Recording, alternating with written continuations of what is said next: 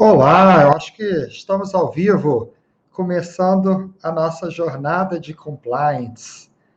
Primeiro, boa noite a todos e a todas que estão nos acompanhando hoje. Hoje teremos uma noite muito especial, iniciando a nossa jornada de compliance. Primeiro, eu quero me apresentar, em seguida, apresentarei os nossos outros convidados. Meu nome é Richard Vasconcelos, eu sou CEO da Liu Learning Brasil e eu quero aproveitar para apresentar a Marcela Argolo e a Olga Pontes. Por favor, deem suas boa noite, depois em seguida eu vou fazer uma pequena introdução do nosso evento e aí a gente continua. Boa noite a todos, é com prazer que eu estou aqui, iniciando junto com o Richard essa jornada do compliance humanizado, e para abrir com chave de ouro, não poderia ser diferente, uma pessoa que eu admiro demais, e não é de hoje, minha querida conterrânea Olga Pontes. Ela é CCO da empresa que eu trabalhei há muito tempo e admiro até hoje.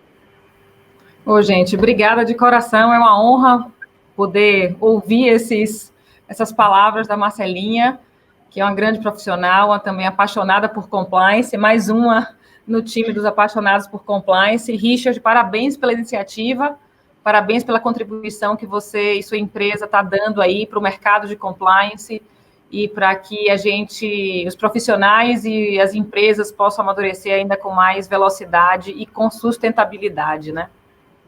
Obrigado. Muito obrigado por aceitar o nosso convite para estrear esse mês de compliance que a gente está chamando de compliance, da jornada de compliance humanizada. Iniciamos ontem com uma live, eu e Marcela, no Instagram, falando um pouco como engajar a liderança dentro dos programas de compliance e falando muito sobre o que é compliance humanizado. Mas esse é o assunto que a Marcela é especialista e vai falar bastante aqui ao longo dessa nossa live. Antes, eu queria primeiro falar que esse aqui será o mês da jornada de compliance, toda quinta-feira, às 19 horas, nesse link aqui, onde vocês estão, teremos um convidado muito especial para falar sobre o assunto de compliance.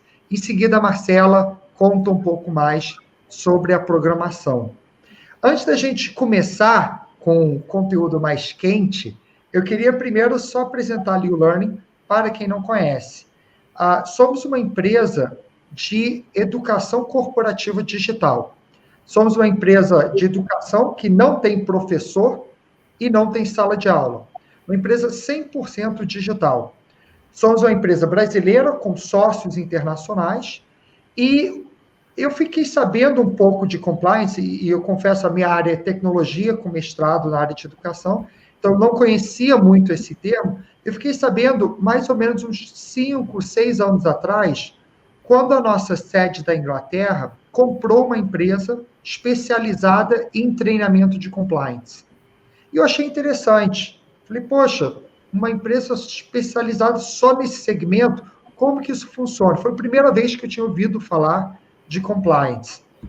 E de lá para cá, a gente acabou se aproximando da Inglaterra nessa empresa, a gente acabou desenvolvendo vários programas, uma vantagem de estar no Brasil e de uma empresa multinacional, que eles fazem muito outsourcing dos programas da Inglaterra aqui para o Brasil.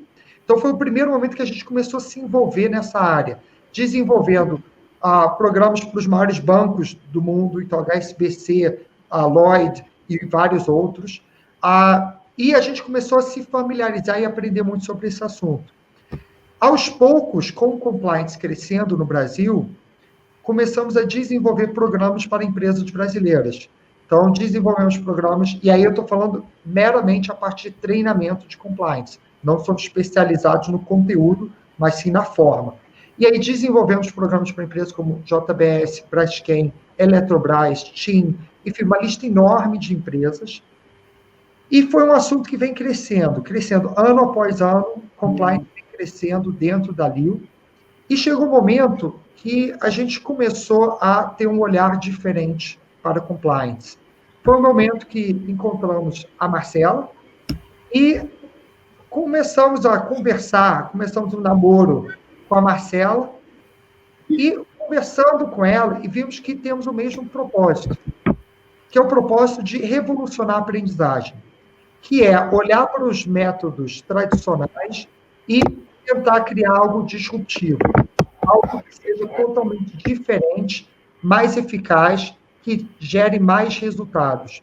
Foi um momento que o nosso caminho se cruzou, e decidimos lançar essa jornada de compliance humanizado e trouxemos a Marcela para ser a nossa head do programa de compliance. Então, ali vem cada vez mais trabalhando esse segmento e, a partir de agora, a Marcela faz parte da nossa equipe. Então, eu quero aqui, primeiro evento oficial com a Marcela, quero aproveitar para dar as boas-vindas e agradecer muito por aceitar o nosso convite e ajudar a gente a revolucionar cada vez mais a aprendizagem. Então, eu queria só começar com essa breve introdução, contando um pouco o histórico nosso nessa área, e agora eu vou deixar para a melhor parte do evento, Marcela e Olga, eu vou deixar vocês conversando e trazendo cada vez mais conteúdo, cada vez mais rico e inovador dentro da área de compliance. Muito obrigado, Marcela e Olga. Obrigada a você. Obrigada a você, Richard. Richard. Então, Olguinha, diga, Marcelinha, como é que você quer conduzir? Estou super nervosa, porque, assim, eu estou emocionada, né, velho? Estou emocionada de participar e conduzir um talk, uma palestra com você, uma pessoa que, nossa, é assim, eu admiro demais você, e não é de hoje, né? Oh, meu Deus, sou um eterno aprendiz, aprendendo todo dia. Hoje também vou aprender um pouquinho aqui conversando com você e com a interação das pessoas que podem estar conectadas e queiram também trocar experiências e vivências e aprender junto com a gente. Com certeza, eu concordo com você. Eu acho que a vida é uma troca, né? Uhum. E foi muito gostoso nossa conversa prévia, quando eu te pedi para que você viesse comigo nessa jornada, né? E a gente começou a conversar um pouco e vimos que nossa vida se cruza em tantos locais, né? De tantas formas. Muito mais do que a gente pensava, né, Marcelinha? Muito mais do que a gente pensava. Muito mais do que a gente pensava, até fiquei, assim, bem honrada em saber que eu tenho também, meu caminho ainda está por vir, né? E eu decidi escolher bem a dedo quem participaria dessa jornada, pessoas que eu tenho, que eu gosto bastante como profissional, como pessoa, porque para mim o compliance é muito mais a parte humanizada, então eu tenho que sim ter um rapport com essa pessoa, tenho que ter uma admiração por ela, para que eu possa ter essa conversa, esse bate-papo do coração. E também os temas, eu queria vir com temas completamente voltados para o desenvolvimento do ser humano e a percepção, eu quero passar aqui para todos, o que eu quero deixar aqui bem de legado na LEO, é que o compliance, ele nada mais é do que uma gestão comportamental, entendimento do ser humano, entendimento das pessoas e a condução das pessoas para aquilo que a gente quer. Então, os temas que eu escolhi, eles são referências exatamente disso. E eu não poderia deixar de falar, claro, de governança corporativa, sem conversar um pouquinho com você, uma pessoa que mais para frente vai nos falar os desafios que teve nesse tema, que a gente já sabe, que não foram poucos, né? E também eu queria mostrar que compliance pode sim ser algo simples e leve, e não algo que as pessoas tenham medo da área, né? Entendam que seja burocrático, que seja engessado. Pelo contrário, é uma área estratégica, é uma área que precisa de flexibilidade, de dinamismo, de apoio, né? Então, a gente precisa, sim, passar carisma e passar que a gente é acessível, sim, a todos dentro da organização. Você concorda comigo, Alguinha? Totalmente, totalmente. Questão de governança corporativa é relacionamento entre acionistas, clientes, fornecedores, integrantes, ou seja, a base de uma boa governança é uma boa relação entre esses agentes, né? Então, nada mais vinculado à questão humanitária do que a própria governança corporativa para o sucesso dela, né? Sim. E aí, então, eu queria começar, eu vou contextualizar um pouco do que eu acho de governança, e, por favor, me corrija se eu estiver errada, né? Eu não, quem sou eu?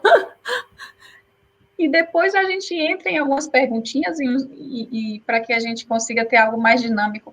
Mas é que eu gosto de fazer, de definir as coisas da forma mais simples possível. Conceituar, então, para mim, né?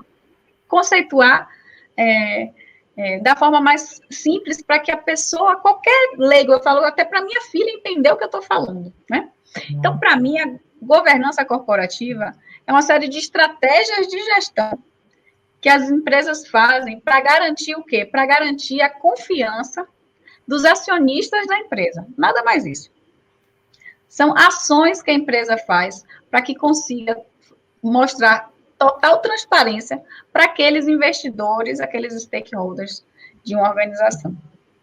Para passar mais tranquilidade de que está tudo bem, né?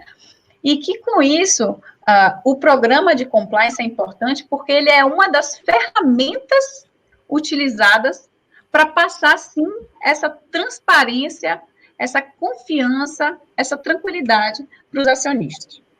E, para mim, ela possui, a governança, ela possui alguns fundamentos, né? Alguns fundamentos básicos para que ela consiga se perpetuar dentro de organização. Primeiro é a accountability, né, que é a responsabilidade com a ética e a prestação de contas de uma maneira muito adequada dentro da organização. A segunda é a responsabilidade corporativa, que é transformar os princípios escritos no Código de Conduta e Ética em atitudes, que é o tone of the top, que é a liderança pelo exemplo. O terceiro seria a transparência na gestão das informações, que é levar uma segurança e uma confiança por parte dos investidores e colaboradores. E a última é a equidade. É você tratar todo mundo da mesma forma, sem diferenciação e com muito claro respeito. Você concorda comigo, Alguinha? Plenamente. Esses são os fundamentos da boa governança, né? Transparência, equidade, responsabilidade corporativa e prestação de contas, né? Isso são os pilares fundamentais aí da boa governança corporativa, sem sombra de dúvida. Você está corretíssima. Que bom. Então, eu vou começar com algumas perguntinhas. Vamos lá? Claro, fique à vontade. Eu tendo capacidade de responder elas. Será sim. Você vai tirar de letra, eu tenho certeza. Me diga uma coisa, Alguinha. Como você vê o papel da governança corporativa em um programa de compliance? É interessante, Marcela, porque eu não só vejo o papel da governança corporativa dentro de um programa de compliance, um programa de integridade, um programa de sustentabilidade, como eu também vejo a importância e o papel destes programas todos de compliance, integridade, diversidade, sustentabilidade, porque dentro da empresa tem vários programas, né, de compliance também, integridade também. O papel desses programas para a governança corporativa. Ou seja, eu vejo a importância da relação e de ambos andarem sempre de mão dadas e de forma conjunta. E como é que eu explicaria isso para você? Uma empresa, ela não tem que só ser confiável, né? Ela não tem que só ter um ambiente de controles internos robustos, ela não tem só que gerar valor, ela tem que ser tudo isso e parecer tudo isso, né? Perfeito. E aí foi que, de uns anos para cá, das 2 décadas para cá, mais precisamente da última década no Brasil para cá, que a governança começou a ser mais valorizada e começou a se notar que uma boa governança corporativa é uma forma de demonstrar, né, o que a empresa é das fronteiras para dentro, né? Porque cabe a governança corporativa dar segurança, gerar confiança ao universo de stakeholders, que é aquele até que eu comentei um pouco antes, acionistas, integrantes, fornecedores, autoridades, governos, próprios integrantes e funcionários, né? Então, cabe à governança corporativa gerar tudo isso. E, obviamente, que ela utiliza daqueles fundamentos que você sabiamente aí citou, todos eles, daqueles fundamentos. Então, isso é o quê? O que é a governança? É uma forma de demonstrar o que a companhia é dentro de casa para o universo afora, gerando segurança, gerando confiança. Só que você apenas não gera segurança e dá segurança ou gera confiança para os stakeholders. Você tem que ter uma metodologia interna muito robusta para garantir que aquela governança corporativa está ali e é capaz de parecer o que a empresa é, né? E por conta disso vem os como. Como a empresa faz, como é possível fazer. E um dos comos é um programa de compliance robusto, ou seja, como é que o fundamento, o pilar fundamental da transparência vai se cascatear dentro do dia a dia da empresa. Como a questão de equidade vai cascatear dentro da empresa. Como a questão da prestação de conta, a responsabilidade corporativa vai cascatear dentro da empresa. Então, um programa de compliance, um programa de integridade, ele vem para criar uma cultura de integridade, de ética, de uma cultura ética, com o objetivo de minimizar riscos e, ao mesmo tempo, minimizar riscos, gente, não se limita a riscos que todo mundo fala compliance hoje, corrupção, lei, etc., né? Mas um programa de compliance e integridade, ele vai além de minimizar riscos relacionados a não compliance com leis, normas, regulamentos, né? Ele vai para criar uma cultura, aquela cultura de fazer o que é certo, do jeito certo, da forma certa e na hora certa, porque muitas vezes fazer o que é certo na hora errada não funciona bem. Então, os programas de compliance são como uma das ferramentas pelas quais a governança corporativa se apoia. Mas, ao mesmo tempo, por isso que o compliance, os programas são tão importantes para a robustez da governança corporativa. E, por outro lado, não existe um programa de conformidade ou qualquer outro programa que seja sustentável e robusto se ele não for criado, pautado, desenvolvido, implementado com base em estruturas sólidas. Ou seja, é possível você criar um programa que não tem apoio da alta administração? É possível, né? O risco de um programa desse virar um programa de papel é mais alto, não é? É mais alto. Então, quando você cria um programa sob uma governança sólida, as chances daquele programa ser sustentável é maior e de ser eficaz é maior. Porque ele já começou com o primeiro passo. Quais são os fundamentos de um programa de compliance? A gente falou dos fundamentos aqui da governança corporativa. Mas quais seriam os fundamentos de um programa de compliance eficaz? O primeiro deles é patrocínio da alta administração, o comprometimento e o apoio da alta administração. Esse é o primeiro passo de um programa. Primeiro pilar, né?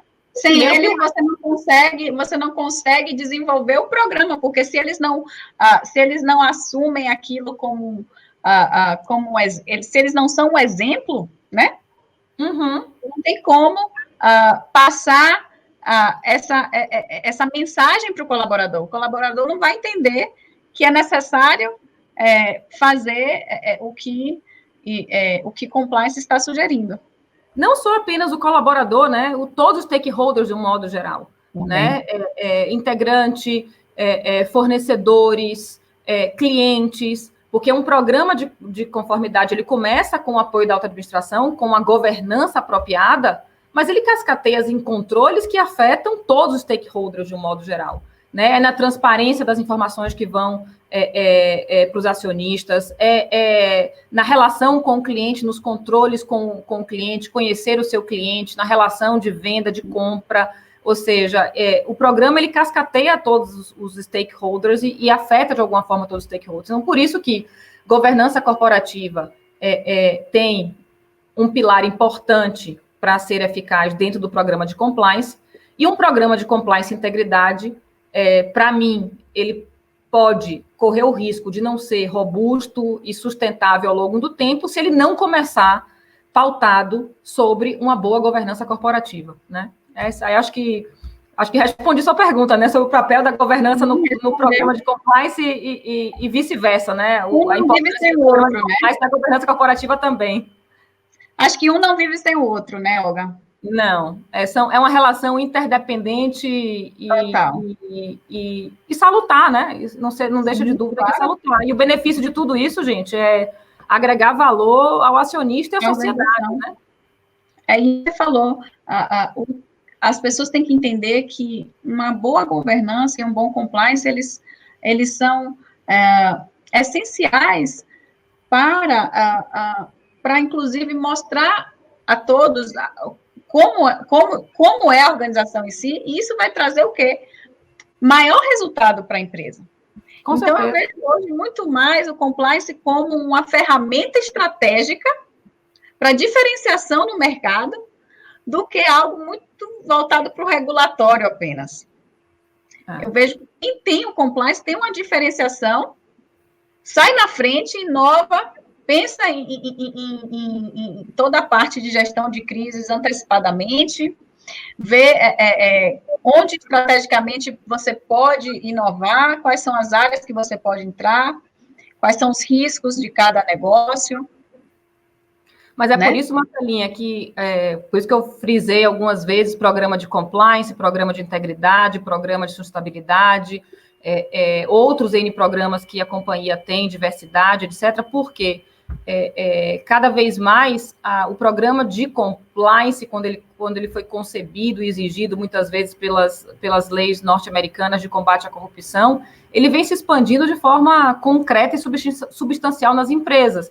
Tanto que você não tem mais aquele requerimento de compliance officer, tem que ser advogado, porque o compliance só vê regulamentos e compliance com leis, normas e procedimentos internos. O aspecto de compliance como um todo tomou uma abrangência mais de um programa de integridade, de fazer o que é certo, do jeito certo, da forma certa, no tempo certo, e abraçando diversos riscos, não apenas o risco de não compliance com leis, né? Com certeza. E eu, particularmente, vejo um alicerce também muito grande com a cultura da organização. A cultura da organização ela precisa ser muito forte para que isso tudo consiga rodar adequadamente, né? Mas a cultura é forte se tem o tom e o apoio da auto-administração, porque é ele que dá o ritmo, né? Ele que dá o ritmo.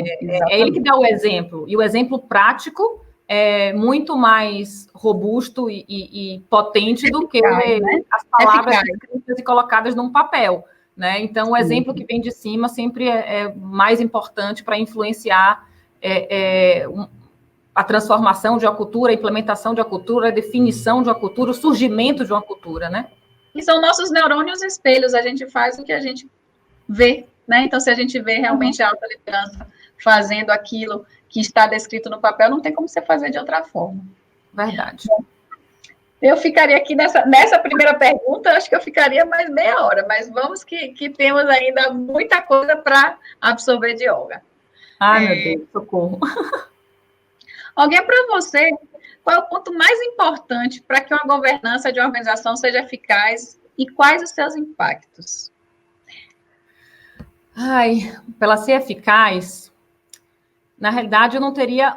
Me permita não dizer um ponto, que seria muito difícil dizer um ponto. Posso dizer assim, um ponto por, talvez, etapas. Ok. Justo. Se a gente considerar, até a gente mencionou antes aqui um pouco que governança não deixa de ser uma relação entre pessoas, né? Acionistas, integrantes, investidores, clientes, fornecedores, governo, etc., a governança não deixa de ser um sistema, né? O que faz com que a empresa, né, ou a organização, seja lá o que for, seja dirigida, ela seja monitorada, ela seja provocada. Ou seja, o topo é a administração que dirige, que governa, que provoca a administração como um todo, né? E se a gente considerar que esse sistema de direção, monitoramento e provocações, ele é pautado numa relação de pessoas, eu diria que eu citaria 3 pontos importantes. O primeiro ponto seria na tomada de decisão da implementação ou no momento de tomada de decisão de uma mudança de atitude, tá? ou seja, prévio à implementação de qualquer governança corporativa. Então, quando a gente pensa ou elevar o nível de governança corporativa, se eu já tenho um nível de governança corporativa, ou implementar, de fato, uma governança corporativa, seja uma empresa partindo do zero, ou seja uma empresa que tinha um controle, mudou para outro tipo de controle, e ela vai começar. O ponto mais importante, do meu ponto de vista, para o sucesso da implementação saudável e perene de uma governança corporativa, é quem toma essa decisão estar convicto do que se quer. Então, primeiro tem que fazer a pergunta. Não posso agir por modismo, ou porque o mundo requer, ou porque estou sendo demandada a preencher 300 formulários de due diligence ou de autoridades, e que requer que eu tenha, então eu tenho que ter para responder sim a alguma coisa, né? Se eu tiver que implementar algo para responder sim, alguma demanda que eu receba, provavelmente, Marcelinha, eu vou estar aí fadada a não ter sucesso, né? Mas se eu tenho consciência daquilo que a empresa precisa, tenho consciência do que queremos, do que pretendemos com a mudança, e mudamos por convicção, é o primeiro passo. Então, ter convicção do que se quer é muito importante na definição de implementar uma governança corporativa, certo? Uma vez virando essa chave, uma vez eu sabendo o que eu quero, tendo um propósito, tendo convicção de que esse é o caminho, e que esse caminho é sem volta, não é sazonal. Sim. Aí entra o segundo fator importante aí da sua pergunta, que é no processo de implementação. Não adianta dizer que tem governança, não adianta dizer que tem conselho, não adianta dizer que o conselho é responsável por isso e que o CEO é responsável por aquilo, o CFO. Não adianta criar a hierarquia formal em organogramas e divulgar apenas na intranet, internet, um organograma lindo com caixinhas e posições, né? Obviamente que é essencial definir uma hierarquia formal, mas essa hierarquia formal ela tem que estar acompanhada de responsabilidade, ou seja, seria talvez o ponto principal.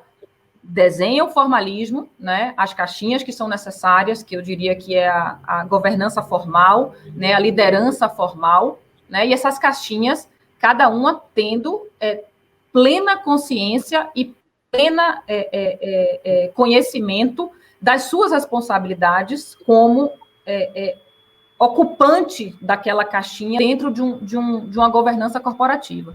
Eu costumo dizer que a hierarquia ela não é delegável.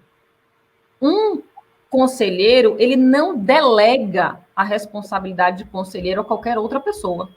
Um CEO também não delega. Um CCO não delega. Ele pode ter uma estrutura de apoio, de consultoria, mas no final das contas, aquela posição dele, ele é responsável por aquilo. E não é à toa que as novas leis aí que pipocam no mundo afora falam da responsabilidade objetiva. Você pode dizer que não sabia. Responsabilidade. É autorresponsabilidade. Você pode dizer que não sabia, que não soube, mas não me informaram isso. Eu tenho uma equipe que eu designei para isso, mas não me informaram e no final das contas eu não sabia. I'm so sorry. Você tinha a obrigação de saber. Lógico, né? Tinha. Então, no processo de implementação, né, eu diria que o ponto-chave é o formalismo.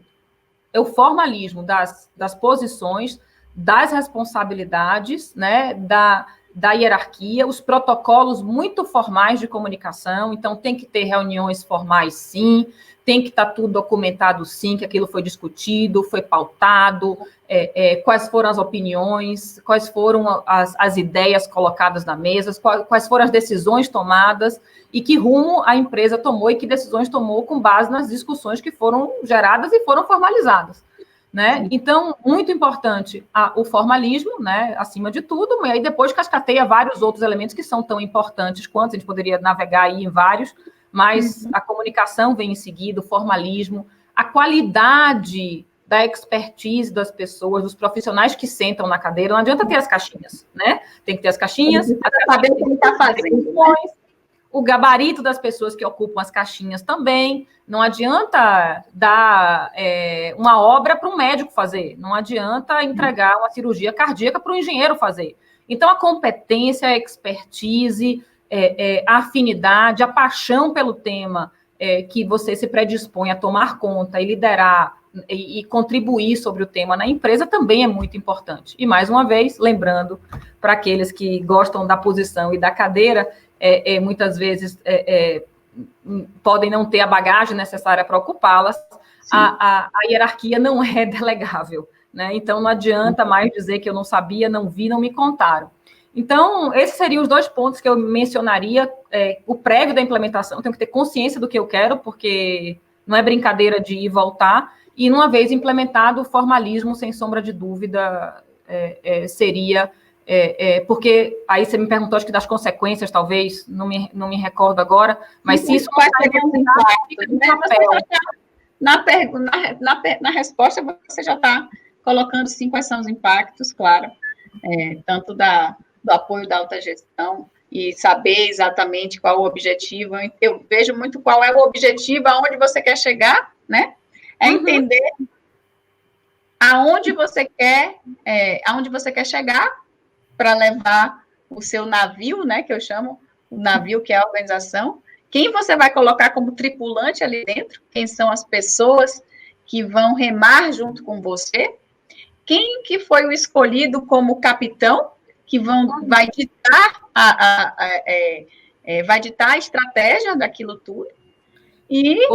Marcelinha, e falando em capitão, a gente fala também, todas as posições de governança tem que ter uma autoridade e autonomia, né? E, como o tema aí de vocês é governança, conformidade humanizada, dentro de qualquer organismo, seja empresarial, clube, condomínio, escola, faculdade, qualquer ambiente que a gente vive em sociedade, mais vale aquela autoridade que é conquistada do que aquela autoridade que é imposta, né? Tem líderes que você, o líder falou, você admira tanto e confia tanto, né? Que você já segue, né? E você já está alinhado, né? Só pelo fato da pessoa ditar os caminhos, né?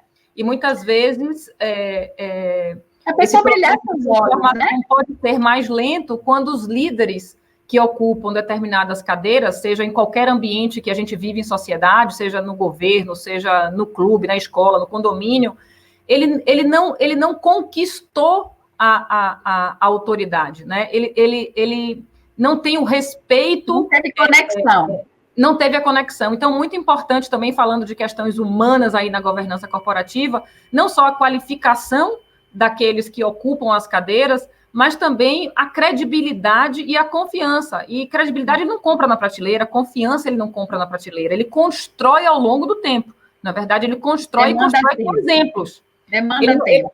Não adianta aquele líder que se prega, tipo assim, eu ouço, eu sou de ouvir, eu sou aberto, eu aceito crítica, vocês podem me criticar, vocês podem se colocar contra mim, olha, professores, se vocês quiserem ir contra a diretoria da escola, acharem que a escola tem que melhorar, vocês não deixem de falarem abertamente, né? Ou seja, na empresa também, né? Que o corpo diretivo tenha liberdade de se colocar numa posição que possa ser contra um conselho, um presidente de uma empresa, no condomínio da mesma forma, nem todo mundo é obrigado a concordar com todos, mas e ter a liberdade. Muitas vezes a liderança se coloca aberta, mas quando ele recebe a primeira crítica, o que ele faz é dar um murro na mesa.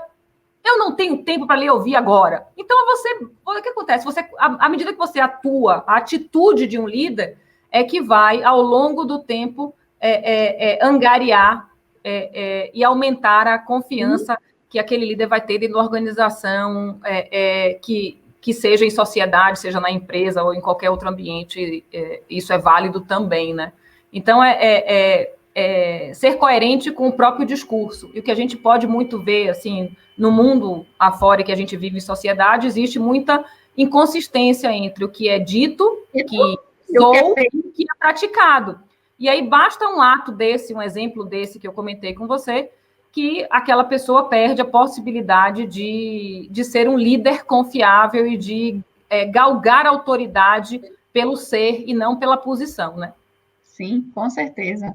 Essa liderança de comando e controle, ela agora já não funciona mais. E muitas pessoas que não ocupam o real posto de líder são muito mais engajadoras dos outros do que aquele líder que está no comando e controle. Eu achei muito interessante, eu li hoje, inclusive, um artigo, comecei a ler, realmente é um artigo um pouco extenso, falando da integridade. E definindo exatamente o que você falou. A integridade nada mais é do que a coerência entre o que se é dito... depois me passa esse artigo, eu quero ler também. Maravilhoso, maravilhoso. Assim, achei fantástico. E tanto que é um outro livro que eu li sobre New Young Leaders, né? O porquê, como você ser um líder do futuro. Em um dos capítulos, ele fala muito sobre Mandela e Papa Francisco, pessoas que eu particularmente admiro demais. E aí ele começa a correlacionar e dizer o porquê que eles são pessoas líderes natas, né? São pessoas que não tem como não dizer que eles não são líderes, né? E ele fala exatamente disso, que eles têm uma coerência muito grande do que eles falam e do que eles fazem. Então, o líder... Ô, Marcelinha, deixa eu fazer uma pausa aqui. Não precisa ser muito longe, não. Já que você puxou o Papa Francisco aqui, que é um exemplo de humildade, de simplicidade. Ele prega isso e ele é isto. Você olha para ele e você vê isso. Se você comparar, um líder nosso aqui da organização, uma vez fez uma comparação entre o Bento e o Papa Francisco. Sim. O Bento estava de sapato vermelho de prata, cadeira toda de ouro... Entende? Visivelmente, ele não aparentava a igreja que ele pregava, que era uma igreja para estar próximo dos mais necessitados, do catolicismo, próximo ao ser humano, enquanto o Papa Francisco, ele prega a simplicidade e ele apropria a simplicidade em si próprio. Em pessoa, né? Claro. Então, você nem pode comparar um líder anterior na própria Igreja Católica, né? Com o líder atual da própria Igreja Católica, sem mudar, sem falando de mesmo país, mesma cultura e etc, né? O Bento, ele literalmente, ele não conseguiu, ele foi um líder que ele não conseguiu... empatia. Não conseguiu empatia. Não conseguiu desenvolver aquilo porque ele foi pressionado a ser o que ele não era. E tá tudo bem. E terminou não conseguindo liderar. Por isso que eu pontuei como importante na governança corporativa, não só o formalismo das caixinhas, preencher essas caixinhas com pessoas com expertise, mas pessoas que têm uma liderança formal, mas também têm uma liderança moral, né? Porque moral você não compra, você constrói a sua moral com base nos seus exemplos, né? E você passa a ser admirado e seguido, né? Com base nos seus exemplos práticos do dia a dia. Sim, com certeza. Bom, vamos para a próxima pergunta, senão a gente vai aqui falar de Papa Francisco. Está fazendo agora o relógio aqui. O relógio está bombando aqui, eu estou ficando nervosa, mas vamos lá. Meu Deus. Como que você vê hoje, Alguinha, a governança corporativa nas empresas aqui no Brasil? Porque, querendo ou não, é algo novo, né? Surgiu, acho que, há uns 6, 5 anos atrás. Talvez um pouco mais. De surgir, já surgiu um pouco mais de tempo, porque a gente também tem muitas empresas que têm capital pulverizado, são estrangeiras, e já herda a cultura mais madura da governança de outros países um pouco mais desenvolvidos, né? E mais preocupado com o ambiente de controle do que o mercado brasileiro. Sim. Mas eu acho que o Brasil, ele continua, tipo assim, ele não é pioneiro no tema.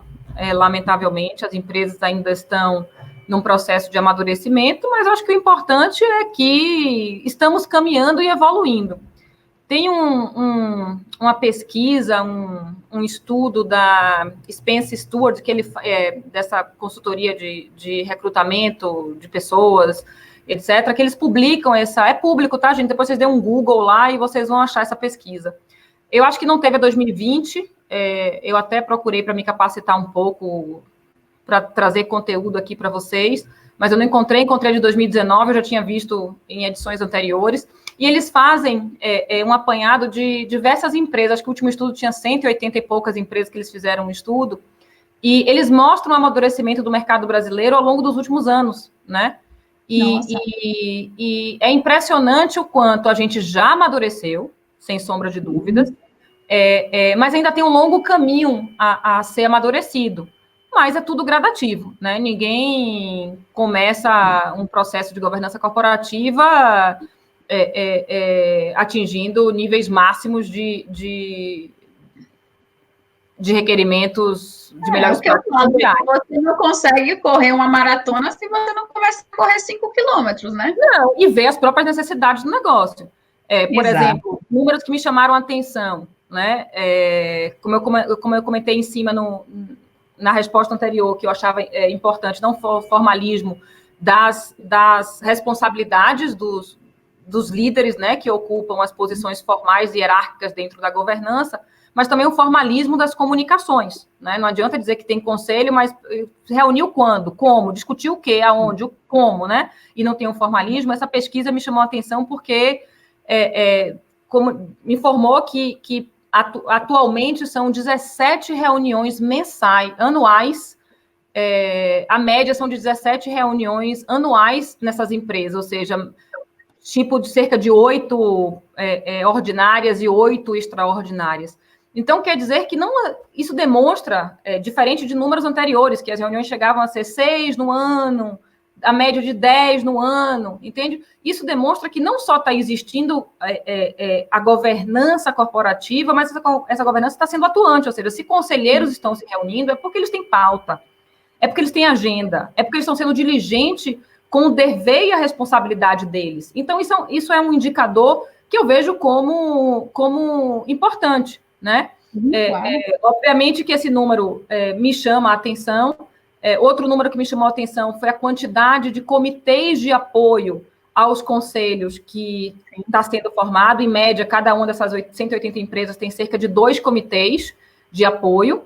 E o interessante é que a maioria desses comitês, a maioria de auditoria e de compliance, ou seja, isso demonstra que os próprios conselhos que estão surgindo e estão amadurecendo no mercado brasileiro, e isso demonstra que eles estão sentindo necessidade de trabalhar mais o tema, de forma a se aproximar mais do operacional, do dia a dia do tema, em comitês, para que quando o tema seja pautado no conselho, seja mais deliberativo, né, e menos discutido o tema, ou seja, criando fóruns de próprios conselheiros para discutir aquele tema. Isso é um ponto muito importante.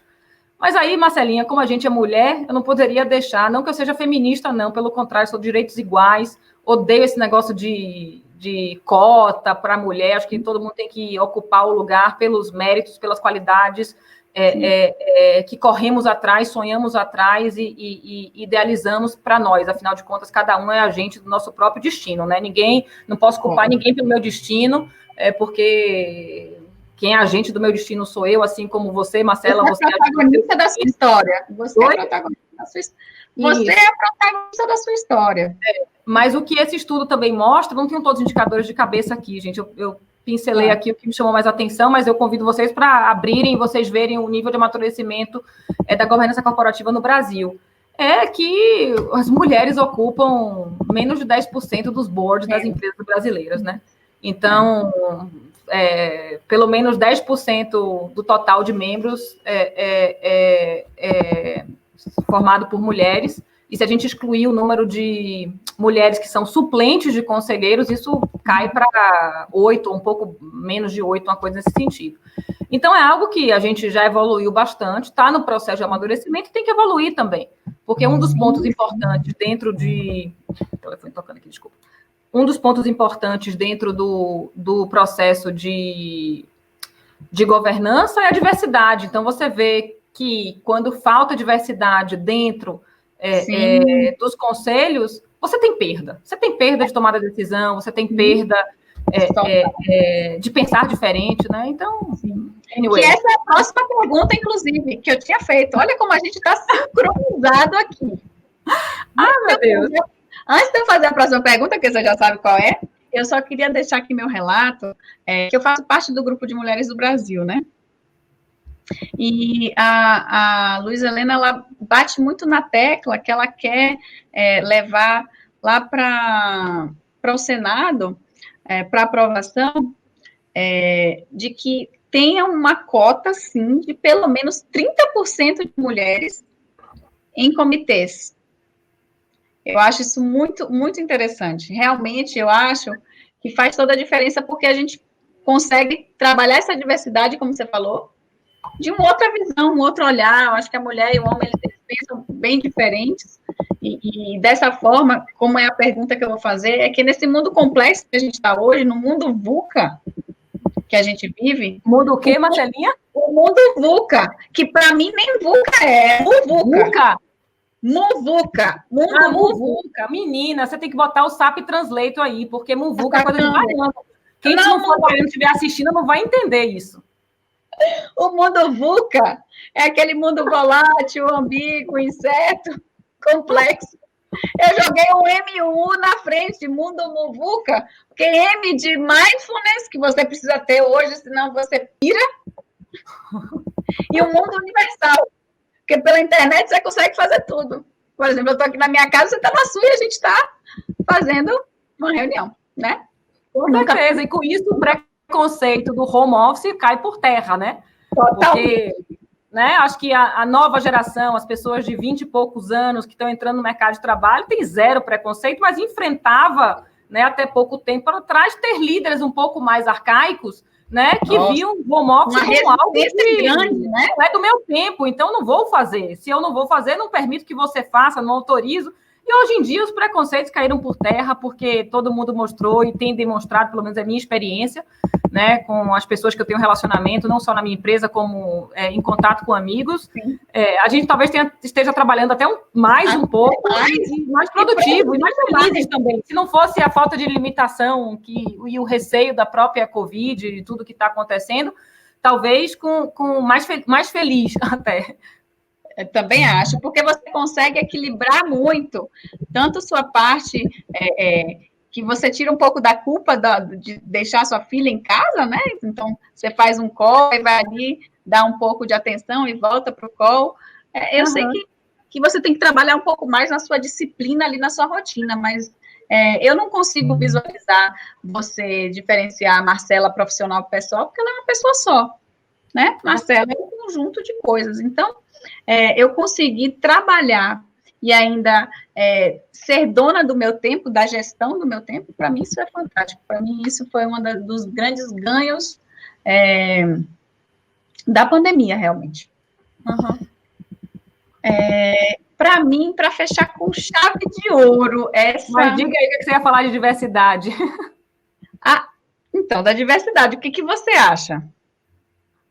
Da diversidade em conselho? O que você acha, o quão diversificado você acha que um conselho deve ser? O máximo possível. Você já tinha me respondido. O mundo é mundo, Marcela, porque a gente pensa diferente. Exato. Já pensou se todo mundo pensasse igual? Aí você vai botar dentro de um conselho... Não vai sair da casa, tem criatividade.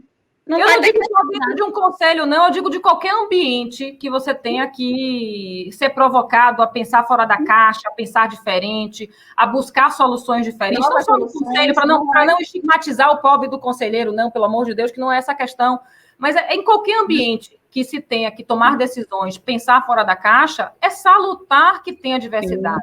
Sim. E o que eu chamo a atenção muitas vezes quando a gente fala de diversidade é que a gente fica pensando em diversidade, de gênero, de idade, de etnia. Não, pelo amor de Deus, não. Diversidade um aspecto mais amplo. Pensamento, de linha de raciocínio. Linha de raciocínio. E linha de raciocínio é fruto de quê? De culturas diferentes, de background diferente, de formação diferente. De idade geracional diferente. Entende? Então, tudo isso gera, consequentemente, sem sombra de dúvidas, a gente vai gerar diversidade de o quê? Pensamentos, ideias, soluções, né? Vai estar no ambiente mais difícil você chegar numa solução. Porém, quando você chegar nessa solução, você tem a certeza que ela vai ser uma coisa muito mais assertiva, né? Uma solução muito mais assertiva. Quer ver aspectos importantes para mim da diversidade em ambientes como de conselho de tomada de decisão? Diversificação das ideias como um todo, ou seja, discussões, querendo ou não, mais produtivas, porque se todo mundo pensa igual, vai lá, não precisa de um conselho, de um colegiado, vai um lá e decide, né? Sim. Não tem por que ter discussão. Então, discussões produtivas, essas discussões produtivas, sem sombra de dúvidas, vão gerar diferentes perspectivas, e as diferentes perspectivas, obviamente, por elas existirem, né, vai gerar com que aquele colegiado, aquele grupo de pessoas, ele tome decisões levando em consideração mais elementos, né? Ou seja, a capacidade de gerir risco, de antecipar risco em um ambiente diversificado, ele é maior. E outra coisa importante, já que o conteúdo disso aqui dessa quantidade de lives é a questão humana. Sim. Se você tem diversidade num conselho, e o conselho é influenciador, não é? O tom from the top, o apoio que vem de cima, você vai, obviamente, cascatear a diversidade para dentro da empresa. Sim. Porque por mais que pessoas pensem diferentes, é muito confortável pensar igual. É muito confortável estar num ambiente, para todos nós, tá? Em qualquer âmbito. Porque quando a gente sai da escola, vai para a faculdade, dá aquele frio na barriga. Porque quando a gente muda de trabalho ou de desafio dentro do próprio trabalho, dá um frio na barriga. Por quê? Você sai da sua zona de conforto. Né? Então, estar num ambiente confortável E muitas vezes ambiente confortável é quando você já se enquadra, está entre semelhantes, né, de pensamento, de tudo, é muito confortável. Mas Sim. O que é que eu tiro disso? Estar em ambientes confortáveis, eles pode ser cômodo, mas ele não traz para ninguém desenvolvimento pessoal e profissional. E eu não digo isso só no ambiente corporativo, não. O desafio é quem estiver ouvindo aí, Marcelinha, e pela minha própria história, os momentos da minha vida, ao longo dos meus 40 e pouquíssimos anos, aqueles momentos que eu mais me desenvolvi como pessoa, como ser humano, foram os momentos que eu saí da minha zona de conforto. Me desenvolvi como profissional. Entende? E muitos deles focado em estar num ambiente cultural totalmente diferente do que eu estava habituada. Seja lá quando eu fui morar em Londres em 2002, seja lá quando eu desenvolvi projetos na Ásia, na África, no México. E por mais que eu fosse confortável pelo que eu sabia fazer o que eu sabia fazer, eu estava confortável em fazer, em ambientes culturais adversos, daria até uma outra live para falar das dificuldades culturais no México, na África, na Ásia, daria outro tema. Podemos já deixar marcado na agenda, fica tranquilo. Mas foram momentos que me enriqueceram como pessoa. E essas adversidades, tirar dessa zona de conforto é que faz a gente crescer como pessoa e como profissional. Né? E no ambiente profissional, o choque de gerações muitas vezes faz a gente aprender bastante, ou seja, não é encarar como um conflito e uma divergência, é assim, do que eu posso aprender com isso uma aqui. Oportunidade, exatamente. Né? A capacidade... e muitas vezes, você comentou assim, pode existir conflito, claro, quem pensa diferente vai existir conflito, é reação natural do ser humano, do novo reagir, do novo se esquivar e reagir. Mas a gente tem que amadurecer, nem todo mundo nasce com esse dom de influenciar e ser influenciado, assim, naturalmente. A gente aprende errando, né? Aprende errando. Também, né? Você precisa também ser flexível para ter uma escutativa de ouvir o que o outro está falando. Claro. Então, perceber um pouco da visão dele e falar, olha, não é que ele tem razão, ele tá, né? Poderia ser assim também.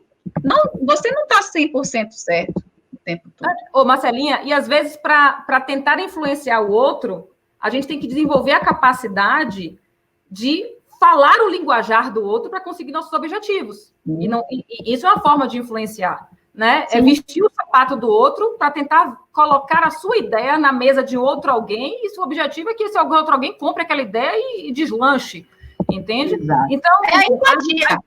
É outra skill que tem que desenvolver, que é a empatia. E eu vou além da empatia. A empatia não é só calçar o sapato do outro, que na realidade eu falo, não é só olhar o outro com a visão do outro, é lá o outro com a visão do outro, com as limitações que esse outro tem. É verdade. Percebe? A diferença? Então é isso.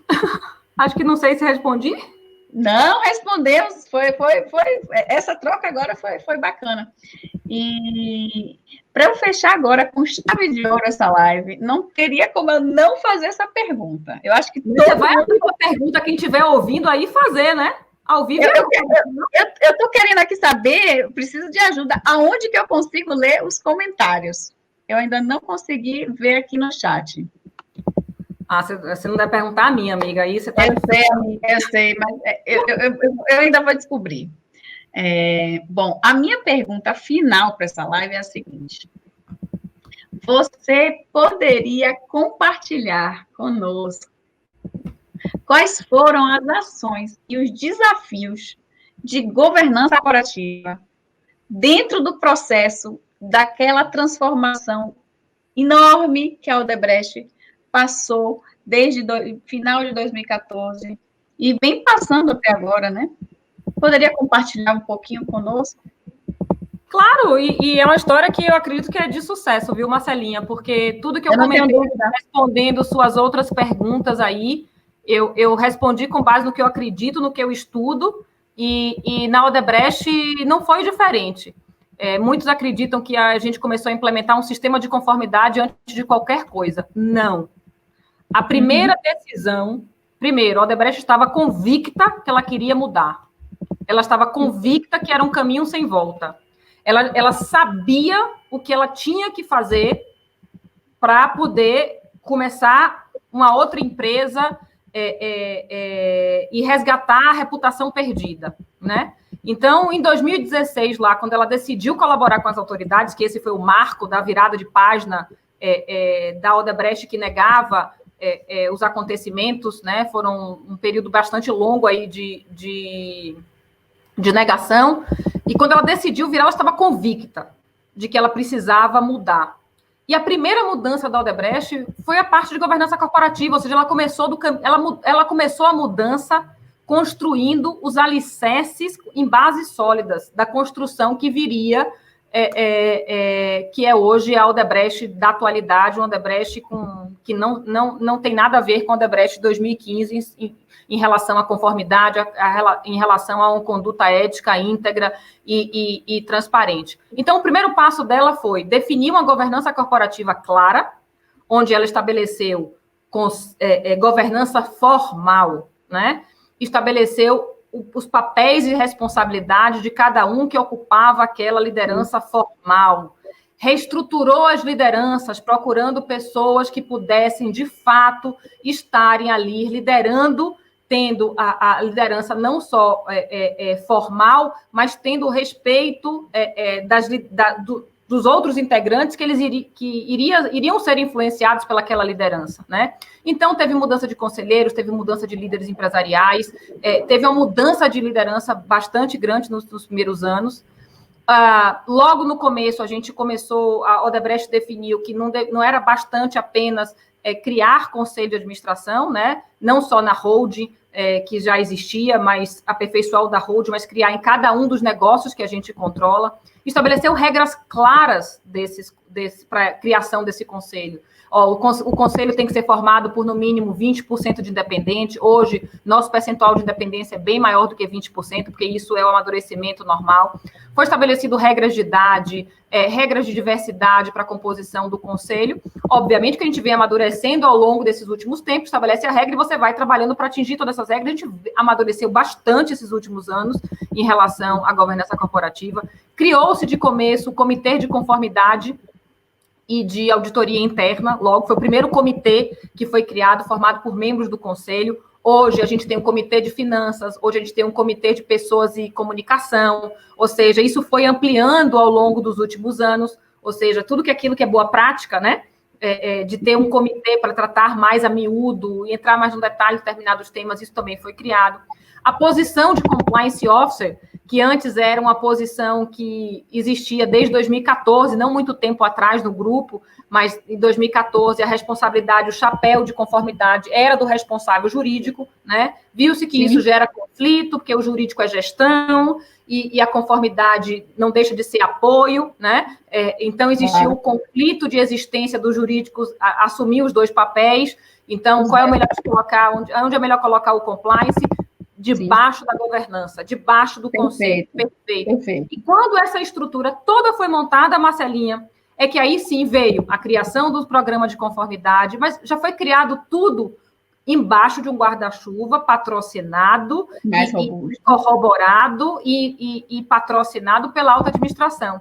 E é por isso que a gente conseguiu, em tão pouco tempo, atingir níveis de maturidade de um programa de conformidade, né, que talvez ainda não seja reconhecido no mercado afora, mas pelo menos está sendo reconhecido pelas autoridades que estão olhando para dentro de casa e vendo o grau de amadurecimento ao longo desses últimos anos. E, sem sombra de dúvida, é pelo exemplo, né, é pela nossa relação com fornecedores, com cliente, com os nossos próprios stakeholders, de uma forma geral, que a gente vai, ao longo do tempo, galgar aí o reconhecimento externo, né? Porque não adianta só ser, a gente quer ser e a gente também quer parecer. Então, o desafio hoje é manter todos os pratinhos que já foram criados e colocados girando, estão girando, é manter tudo isso girando, né? Para que, na consistência de tudo isso em place, a gente possa ser reconhecido aí no futuro próximo pelos stakeholders do mercado em geral. Exatamente. Eu fico até muito feliz de saber que eu fiz parte, em algum momento, dessa organização, e para mim, trabalhar na Odebrecht, na época que eu trabalhava, eu via que a parte de cultura dela era muito forte. A gente realmente vestia a camisa, trabalhava com o espírito de servir. Até hoje eu uso algumas nomenclaturas em casa, Odebrechtês, né? Faz PA com sua filha?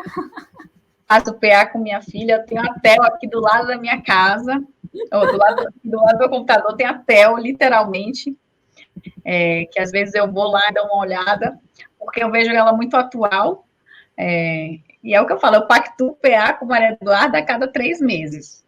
Se ela gente, entrega... vamos traduzir aqui, quem esteja ouvindo não sabe o que é PA, Marcelo, por favor. Gente, PA é o seguinte, é um elemento importantíssimo, e eu digo assim, que eu costumo dizer quando me perguntam, Olga, como é que vocês, Odebrecht, conseguiram implementar tudo de forma tão célere? Tudo bem, a necessidade faz a ocasião, certo? Tinha que fazer, não tinha outra opção. Tem 2 meses para fazer isso, enquanto outras empresas têm 2 anos, a gente tinha 2 meses e embora, faz. Mas como é que a gente capilarizou as mudanças para os 35 mil funcionários da empresa?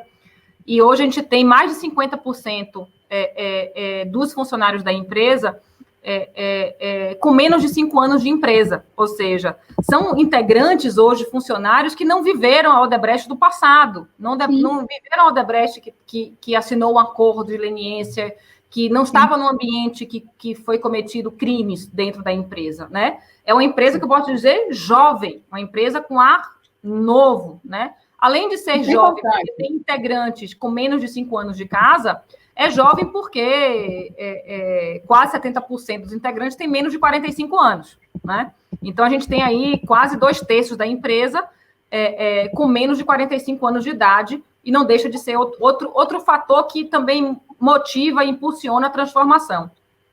Sim. Mas, voltando aí o que eu estava comentando, o fato de... Ai, me perdi no raciocínio, olha. Onde é que eu estava, Olga? Onde é que eu estava, Olga? Ih, Marcelinha, deu branco, peraí. Não, PA, eu ia explicar PA para quem não sabia o que era PA. Pronto, lembrei. Então, faz parte, né, Marcelinha? Tá tranquila. Então, PA, como é que a gente conseguiu essa mudança? Todo integrante da organização, todo ele, seja o estagiário, ou seja, o presidente das empresas do grupo, eles têm um programa de ação, eles têm metas pactuadas, que eles têm que cumprir essas metas ao longo do ano, e eles são cobrados por essas metas. Existe um oversight para essas metas, a avaliação, a remuneração variável dele, estar com base de como ele atingiu essas metas e de que forma. Não adianta também atingir todas e matar todo mundo para atingir. Tem que ser de que forma você atingiu, também é muito importante no processo de atingimento das metas. Então, sim, a gente, quando definiu metas de conformidade, a gente cascateou. Tem muitas responsabilidades que não são da área de conformidade implementar, são da área da equipe financeira. Então, você coloca no PA do CFO, o CFO cascateia aquelas responsabilidades dele dentro do PA da equipe dele, e aquilo vai acontecer. A mesma coisa quesitos de compliance que são da área de RH, de recursos humanos, que a gente chama internamente de pessoas e organização. Então, coloca o PA no líder de organização, ele vai cascatear isso para dentro da equipe dele, e, no final das contas, está todo mundo trabalhando em prol da conformidade. O mesmo objetivo. De forma muito... É por osmose, praticamente. Porque incluiu dentro de um sistema de avaliação e de remuneração que já existia, já era sólido, não foi criado novo por conta da crise. Já era um sistema que era confiável, ou seja, você não está mais na organização, você fala dele. De tão presente que é o sistema de PA, né? Por isso que a gente fala com tanta naturalidade, que parece que quem não está na organização conhece PA. Então, assim, o que é PA? Por isso que eu dei uma pausa aí, desculpa, para traduzir o seu PA. Não, tá certo. É que eu falo, o Odebrechtês, ele é tão, como você fala, por osmose, que às vezes parece médico falando, né? E uma outra pessoa que não é médico olhando. Mas, voltando, eu me sinto muito honrada de ter trabalhado nessa organização e de ver que vocês... A Odebrecht tem uma excelência para mim em tudo que faz, né? E ver que vocês colocaram como meta, como objetivo mesmo, e como prioridade, que queria resolver o problema, queria sair isso aqui, eu vou sair. E isso, para mim, é uma força de vontade, uma garra muito grande.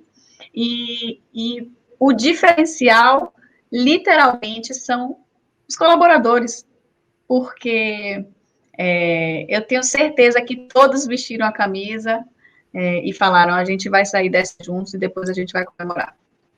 Quem está dentro veste, porque quer voltar a sentir o orgulho máximo que existia, porque a gente não pode negar que o que aconteceu, o orgulho abalou, né?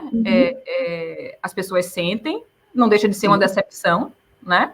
Com a empresa, com pessoas, né? Não deixa de ser, sem sombra de dúvida, então abalou.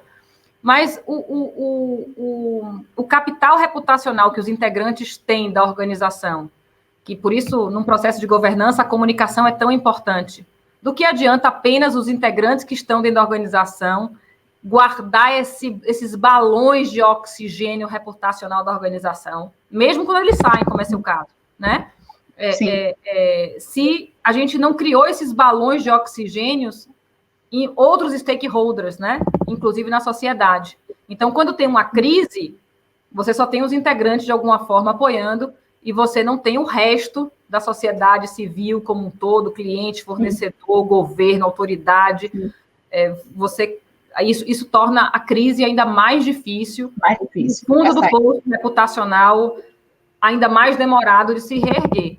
Por isso que comunicação e governança corporativa, que é o tema da nossa conversa de hoje, é tão importante num processo. Foi fundamental, né? Foi fundamental. Você não tem que ter porque você tem uma crise. Afinal de contas, governança corporativa não surgiu por conta dos escândalos de corrupção do mundo. Foi pela onda de privatizações que aconteceram no mundo, as crises nos países emergentes, em desenvolvimento, com aceleração de privatização. Ou seja, tem outras razões pelas quais a governança corporativa passou a existir, não apenas pelas crises de corrupção e fraudes contábeis no mundo, né? Mas ter uma boa governança tem que existir independentemente de vislumbrar a possibilidade de um risco de estar numa crise, como uma empresa de aviação, né? Você tem que estar preparado para um avião cair a qualquer momento. Claro. Por mais que você trabalhe para que isso nunca aconteça, não é? Você tem que prever os problemas. Você tem que prever os problemas e deixar a gestão de crise pronta. Colocou a gestão do controle interno, ter todos os controles para que uma aeronave não caia, mas também faz parte do controle interno você ter todos os passos para que, se uma aeronave cair, como você vai atuar diante da crise, né? Porque senão é a credibilidade de toda a empresa que vai para o brejo. Por água abaixo, né? Exatamente. Bom, eu acho que é isso. Não quero também passar muito do nosso tempo. A gente já passou aqui mais 10 minutinhos. Vamos ser pontuais, começamos pontuais. Vamos ser pontuais, com certeza. Faz parte da boa governança também ser pontual. É verdade. Alguém queria agradecer muito a sua dedicação, para o tema compliance, porque, querendo ou não, você é uma inspiração não só para mim, eu tenho certeza que para muita gente. Tem muita gente aqui agradecendo a live. Eu encontrei aqui no meu celular. Eu consegui aqui pelo meu celular. Tá. Eu não consigo ver. Eu não consigo ver. Marcelo, você consegue ler? Eu não sei de onde. Eu não sei por que eu não estou conseguindo. Não, eu não consigo. Aqui na minha tela só aparece você no meio da tela, assim, e eu do ladinho, e é para onde eu estou olhando aqui agora. Mas depois eu vou procurar saber. Bom, Marcelo, te parabeniza. A Renata também diz que você é uma inspiração, não só para mim, tá vendo? Tem mais gente, uma inspiração para Renata. A Roberta Fofa, para mim, é uma fofa, que também é uma pessoa que manja muito de governança. Você vê ela falando, dá até, assim, vontade de chorar da paixão que ela fala. Quero chorar com você, Roberta. Ela é fantástica, não tenho o que falar. Uma profissional de uma excelência, assim, fora do comum. A Fernanda também elogiando bastante seu trabalho. Tá vendo? Você é uma pessoa querida demais por todos e respeitada, não por isso que recebeu... A gente sua. Recebeu uma homenagem fantástica de ser uma das profissionais mais admiradas de compliance. Bondade dos meus colegas, Marcelinha, só bondade. De forma aprendiz. Não, você faz com amor o que você faz e com excelência. Isso eu faço mesmo. No dia que eu não tiver minha paixão pelo que eu faço, não estarei mais fazendo. Isso eu coloco, energia positiva, sou uma pessoa que acredito. Quando eu assumi o desafio no Odebrecht, todo mundo dizia para mim, você é louca. Você é louca? Uma barra furada. Você é maluca, você está entrando numa barra furada. E numa barca furada, você vai se ferrar junto. E assim, eu acho assim, meu ponto de vista naquele momento, eu gosto do tema conformidade. Sempre sonhei em poder ver na prática tudo que eu sempre estudei, li, continuo estudando e lendo. Acho que aprendizado é algo que a gente não deixa para ninguém, né? Então a gente tem que sempre se desenvolver como pessoa e como profissional, estudar e se capacitar, conhecer outros desafios e que o mundo vive para a gente poder absorver e aplicar no nosso dia a dia, seja lá onde a gente esteja, é importante. Então, eu imprimo isso dentro do meu dia a dia, né? Imprimo, querer fazer e sou muito positiva. Então, quando me disseram... Do seu estilo de vida, né? Do seu manifesto. Quando me disseram, Olga, você é louca, eu disse, gente... Espero que não tenha outro caso igual do Odebrecht no mundo. É tudo que eu espero como cidadã, como ser humano, que não exista outro. Mas existindo, e eu sendo convidada para assumir esse desafio, gente, é uma possibilidade de desenvolvimento pessoal e profissional e fazer o que eu gosto, o que eu acredito. Acho que foi por isso. Ontem eu estava até tendo um call com o Departamento de Justiça norte-americano, e no final, a gente fazendo uma retrospectiva do que foi esses últimos momentos, eu comentei com os monitores e disse, gente, talvez se eu não gostasse tanto e acreditasse tanto e tivesse tanta confiança no conteúdo técnico, de que eu poderia confiar de que as ações que a gente está implementando, elas são de fato transformadoras, né? Por mais que você ouça do mercado, do mundo, que vai ser difícil, é difícil, até internamente, para quem não estava acostumado e teve que ser influenciado, e foi influenciado, já venceu essa etapa da resistência, né? Até para essas pessoas, se eu não acreditasse muito, não tivesse uma bagagem, talvez eu tivesse fraquejado ao longo desses últimos 4 anos, entende? Talvez eu tivesse fraquejado e tirado o boné, entende? Mas não, eu confio, e acho que é uma ferramenta, conformidade, as práticas todo, o como se chega num sistema de conformidade eficaz, é algo que agrega valor. E não é burocracia e não é custo. É investimentos em si. Sabe aquela frase antiga de experimenta não ter para você ver? Pois bem, a gente vê várias histórias de empresas que experimentaram não ter e onde elas estão, né? E muitas outras que preferem não experimentar hoje, e Deus sabe que Deus proteja elas para o futuro, né, delas. Tem que experimentar, mas também tem que atuar, né? Não é só experimentar. Bom, ok, Marcelinha. Eu quero agradecer imensamente. Obrigada para quem esteve ouvindo. Se tiver aí qualquer dúvida, a forma de me contactar. Fale quais são suas redes sociais, por favor.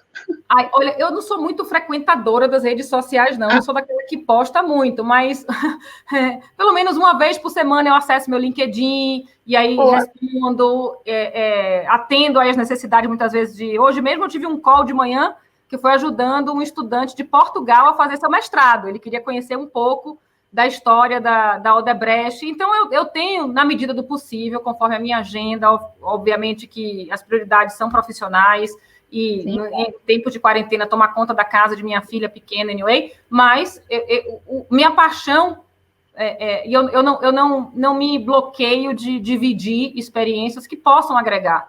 Então, não deixe de entrar em contato comigo, talvez a forma mais fácil seria pelo LinkedIn, talvez, mas meu e-mail corporativo é olga.pontes@odebrecht.com, meu e-mail pessoal é olgapontes, tudo junto, @hotmail.com. Mas se esquecerem, bota lá Olga Pontes no LinkedIn, que os contatos estão lá e a gente termina se falando, né, Marcelinha? É mais fácil, talvez.